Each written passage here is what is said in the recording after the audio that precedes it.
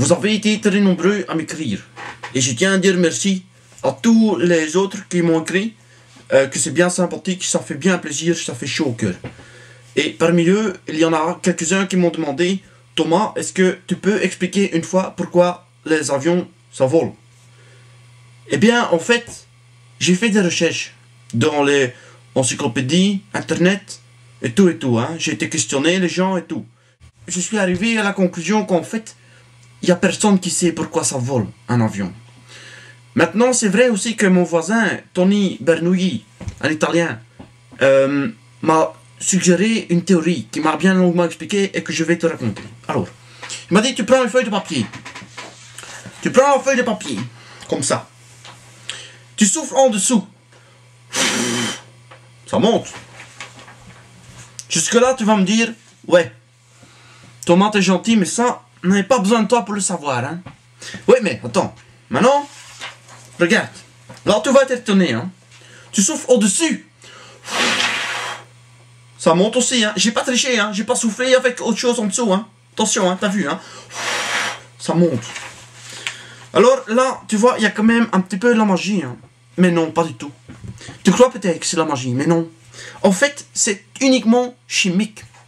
Les petites molécules de papier, c'est papier NO2, hein, s'accrochent aux molécules de CO2 qu'il y a dans l'air, hein, dans l'atmosphère.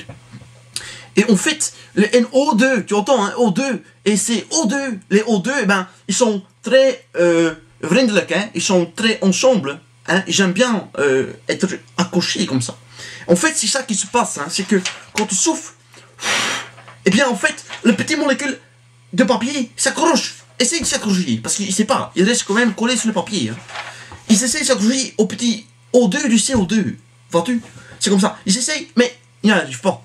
Et c'est grâce à ça que, en fait, l'avion, il est attiré vers le haut. Et ouais, c'est comme ça. Alors, évidemment, moi, j'ai réfléchi, hein. J'ai dit: ouais, t'es gentil, Tony Bernoulli, mais franchement, l'avion en papier, il y a du papier en dessous, et il y a du papier au-dessus. Ah ouais? Alors, comment ça se fait? Eh bien, en fait, en théorie, hein, scientifiquement, l'avion en papier, ça ne peut pas voler. Ça ne peut pas voler. Parce qu'il est aussi bien atterri au-dessus qu'en dessous. C'est tout. Alors, il se fait que certains ont déjà réussi à faire voler un avion en papier. Moi pas, hein. Eh bien, on ne sait pas. Voilà, on ne sait pas. On ne sait pas tout expliquer dans la vie, hein.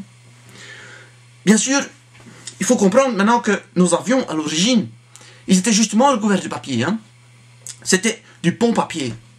Et on disait, chez nous, en Vlaanderen, on disait: il y a bon papier, il y a bon. Et c'est devenu dans ton tal, hein, dans ton francisation, hein, c'est devenu le papier Japon. C'est pour ça qu'à l'origine, les petits avions, c'était recouvert de papier Japon. Tu vois? C'est l'origine, hein. Alors, maintenant, tu vas me dire: ouais, t'es gentil, Thomas, mais nos avions, ils sont recouverts avec du plastique, du film thermorétractile. Alors, ça veut dire quoi? Ça marche pas, non, ton truc? Eh ben si, en fait. Vois-tu, avant de faire le thermorétractile, on explique au plastique thermorétractile que, en fait, il est du papier. Et là, en fait, il y a un phénomène de psychologie que tu expliques au plastique qu'il est du papier. Et le papier et le plastique, il a de la volonté. Il a vraiment de la volonté. Il y croit depuis qu'il est tout petit, hein. C'est du brainwash, hein. On lui expliquait qu'il est du papier. Alors, il veut essayer d'accrocher, hein, les petites molécules de O2, là, hein. Et extraordinaire, il y arrive, hein. Ouais, il y arrive. Alors, bien sûr, dans ce cas, ils vont dire: Thomas, t'es gentil, mais les gros avions, là, Airbus, etc., ils sont recouverts de métal, hein. Il n'y a pas de papier. Ouais, mais réfléchis 2 minutes. De quelle couleur ils sont peints, les avions? Ils sont blancs. C'est de la peinture de papier. Mais le problème, c'est que ici, c'est moi qui ai dû souffler, hein. Tu crois vraiment qu'il y a des gens qui vont venir souffler sur ton avion pendant qu'ils vont? Non. C'est pour ça qu'il faut qu'il y ait de la motricité pour que ça avance l'avion, tu vois. C'est pour ça qu'on met le moteur. Le moteur, ça peut être turboréacteur, ça peut être hélice, ça peut être propulseur, tout ce que tu veux, je m'en fous. On prend le plus simple, le petit hélice qui tourne. Eh bien, en fait, il y a un phénomène en physique qui s'appelle action-création. En toute action, il y a une création. En fait, les listes qui tournent, hein, ça fait une création. C'est un petit peu comme la création artistique. Ça crée un mouvement. On dit souvent le mouvement artistique. Hein. En fait, ça crée un mouvement. Et c'est une poétisation de l'air qui se passe, qui se roule comme ça, comme un beau rouleau, autour de ton avion. Et ça fait des rouleaux. Et l'avion, il vole comme sur des rouleaux, tu vois. C'est comme ça. Et il est bien, il est heureux, l'avion. Parce que l'avion, d'abord, il est peut-être avec du plastique. Mais déjà, c'est du plastique qui a déjà été brainwashed. Donc, il est déjà bien dans sa peau, le plastique, tu vois.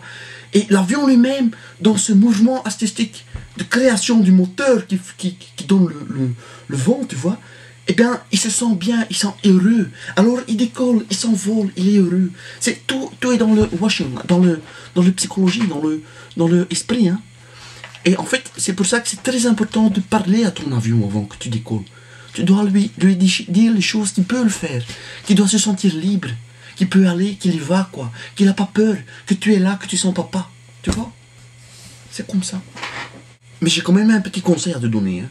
C'est quand même toujours plus facile d'utiliser le papier. Mais surtout le papier recyclé. Parce que celui qui est recyclé, il a déjà été papier avant. Tu vois, donc il a eu une vie antérieure. Et puis, il a une réincarnation dans un autre papier.